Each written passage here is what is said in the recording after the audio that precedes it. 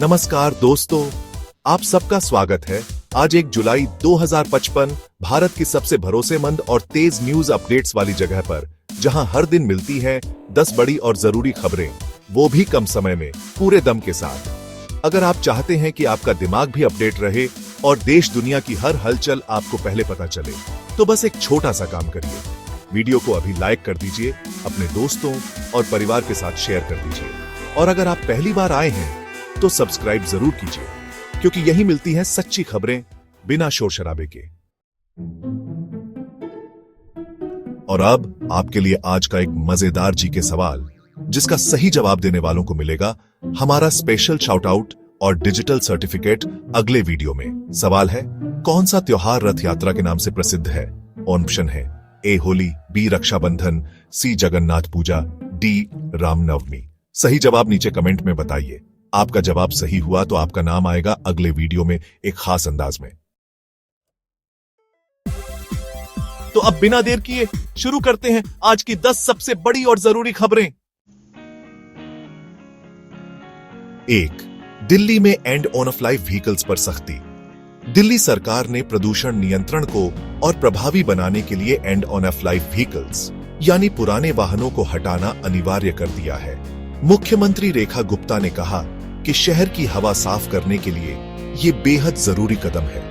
उन वाहनों को रजिस्ट्रेशन नवीनीकरण नहीं मिलेगा जो अगले महीने तक फेयर एंड लॉयल डिस्पोजल मानदंडों के अनुरूप नहीं होंगे। पर्यावरण प्रेमी और स्वास्थ्य विशेषज्ञ इस फैसले का स्वागत कर रहे हैं, लेकिन पुराने वाहन मालिकों को स्वैप इन सेंटरों तक पहुंचने में कठिनाइयों का सामना करना पड़ सकता है। बढ़ते हैं अगली खबर की तरफ।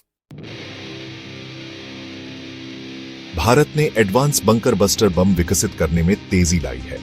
भारतीय रक्षा अनुसंधान संगठन यानी DRDO ने 100 मीटर तक जमीन के नीचे दुश्मन के ठिकानों को नष्ट करने वाले एडवांस बंकर बस्टर बम का विकास तेज कर दिया है।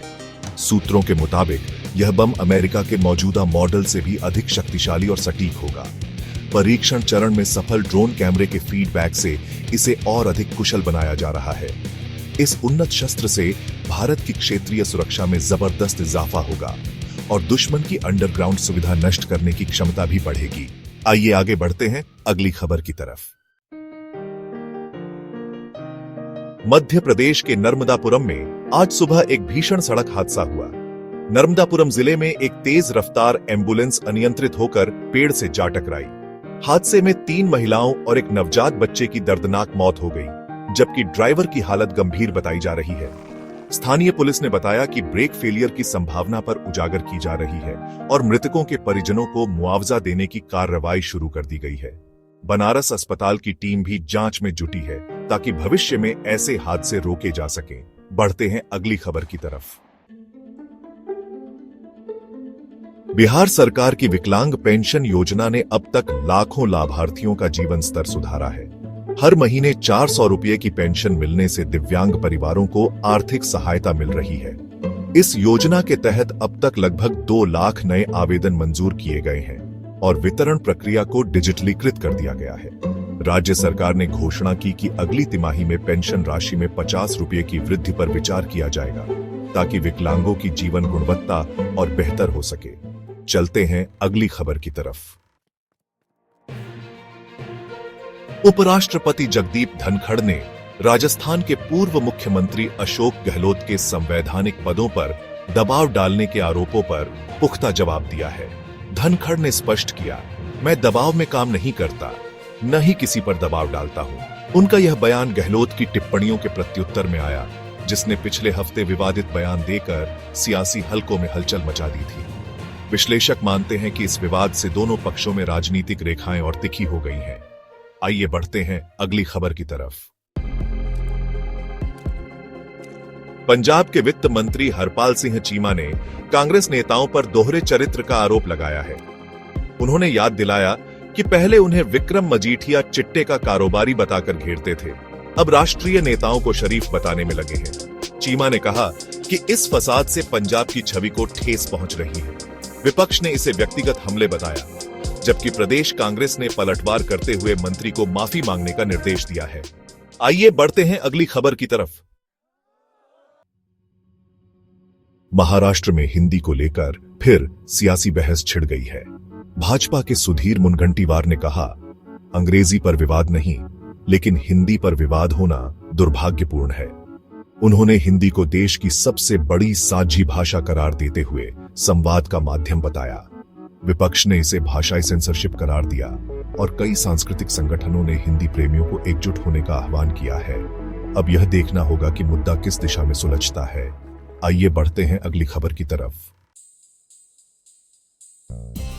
1 जुलाई को भारतीय स्टेट बैंक यानी SBI अपना 70वां स्थापना दिवस मना रहा है। 1955 में स्थापित इस बैंक ने ग्रामीण और शहरी दोनों क्षेत्रों में बैंकिंग के क्षेत्र में सचमुच क्रांति ला दी है। आज SBI के पास 24,000 से भी अधिक शाखाएं और 50,000 से ज्यादा ATM है। एक खास जश्न के तहत सभी शाखाओं में डिजिटल लेन देन पर छूट और कैशबैक ऑफर की घोषणा की गई है। बैंक प्रशासन का कहना है कि आने वाले वर्षों में वित्तीय समावेशन को और तेज किया जाएगा। तो चलिए अब बढ़ते हैं अगली खबर की तरफ। पाकिस्तानी सेना प्रमुख आसिम मुनीर ने जम्मू कश्मीर में आतंकवाद को वैध संघर्ष करार दिया है, जिससे भारत में कड़ी आलोचना देखने को मिली है। विदेश मंत्रालय ने इस मुद्दे को यूरोपीय संघ में भी उठाया और पाकिस्तानी राजदूत को तलब किया है। अंतर्राष्ट्रीय समुदाय ने शांतिपूर्ण समाधान की अपील की है, लेकिन सीमा पर तनाव अभी भी बढ़ा हुआ है। कश्मीर घाटी में सुरक्षा बलों की तैनाती और सतर्कता भी और ज्यादा बढ़ा दी गई है। आइए अब बढ़ते हैं अगली खबर की तरफ। तेलंगाना के विवादास्पद बीजेपी विधायक टी राजा सिंह ने आज पार्टी से इस्तीफा दे दिया है, जिससे सियासी गलियारों में हलचल मच गई है। उन्होंने अपनी प्रेस स्टेटमेंट में कहा कि उन्होंने विधि और नीति में असहमति के कारण यह कदम उठाया है। अब देखना यह है कि पार्टी इस सीट पर उपचुनाव कब कराएगी और कौन होगा। इसका नया प्रत्याशी राजनीतिक विश्लेषक इसे आगामी चुनावों से पहले एक बड़ा झटका मान रहे हैं। यही थी आज की सभी खबरें। धन्यवाद। कैसी लगी आपको ये सारी खबरें? मुझे कमेंट्स में जरूर बताइए। अगर वीडियो अच्छा लगा हो तो इसे लाइक कीजिए, और अगर आपने चैनल को सब्सक्राइब नहीं किया है तो अभी सब्सक्राइब कीजिए। साथ ही घंटी दबाना मत भूलिएगा, ताकि आपको हमारी हर नई वीडियो का नोटिफिकेशन सबसे पहले मिले। मैं फिर मिलूंगा ऐसी ही अच्छी और खास खबरों के साथ। तब तक के लिए जय श्री राम, जय हिंद, वंदे मातरम।